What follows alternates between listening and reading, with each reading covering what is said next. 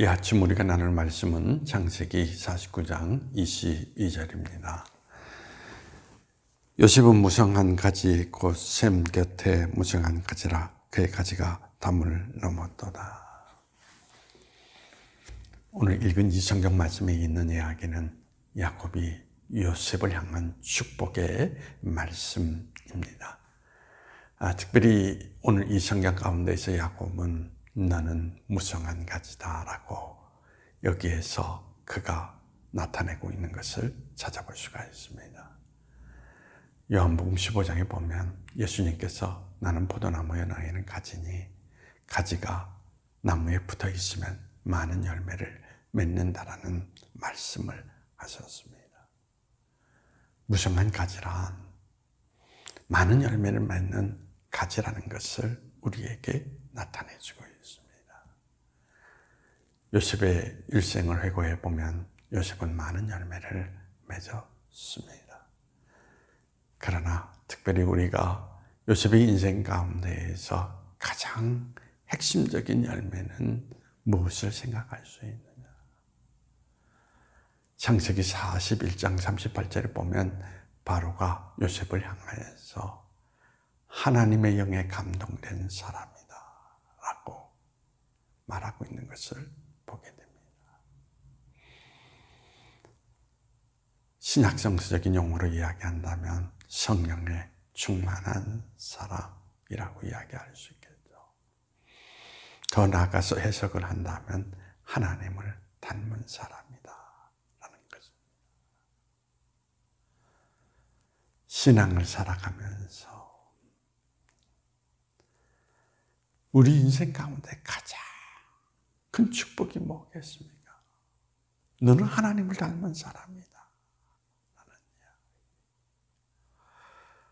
그래서 요셉의 인생은 하나하나 되시게 보면 그는 하나님의 성품을 드러내고 있는 성령의 9가지 열매 속에 하나님의 모습을 나타내고 있는 그의 모습을 드러낼 수가 있습니다. 요셉은 형들을 복수하거나 형들의 인생을 바라보면서 원망하거나 그 모든 것들을 다 초월합니다. 그리고 그 인생 가운데에서 드러내고 있는 것은 하나님의 섭리 그리고 하나님의 사랑 이 두 가지의 핵심적인 모습 가운데에서 세상적으로 바라볼 때에는 미워할 수밖에 없고 저주할 수밖에 없는 형들을 다 껴안고 하나님의 뜻하신 뜻이 무엇인가를 헤아리면서 그 가운데에서 하나님이 이런 계획, 하나님이 이런 뜻을 가지고 나타나셨습니다라고 고백하면서 그의 인생이 하나님으로 결말을 맺는 모습을 보면서 오늘을 살아가는 신앙의 사람들의 모습 가운데 이러한 모습이 있다면 얼마나 좋을까라고 생각합니다. 내가 하는 하나님의 영에 감동되어서 하나님의 모든 모습들을 드러낼 수 있는 우리의 인생이 된다면 세상은 어떤 나라가 될 것입니까? 하나님 나라가 될 것입니다.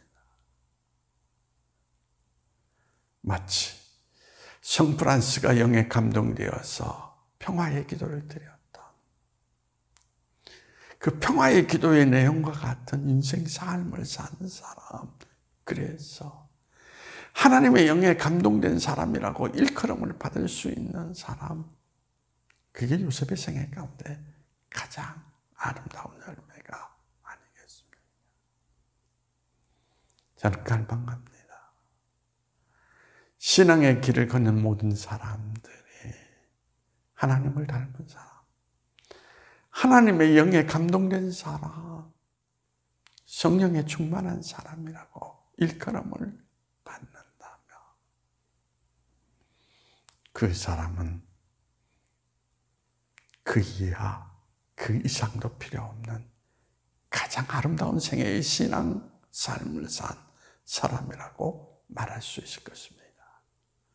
오늘 그런 역사가 오늘 여러분에게 나타날 수 있도록 요셉처럼 무성한 가지로 하나님의 영에 감동된 하나님의 사람으로 여러분의 인생이 은택을 입는 그러한 역사가 일어나기를 간절히 소망합니다.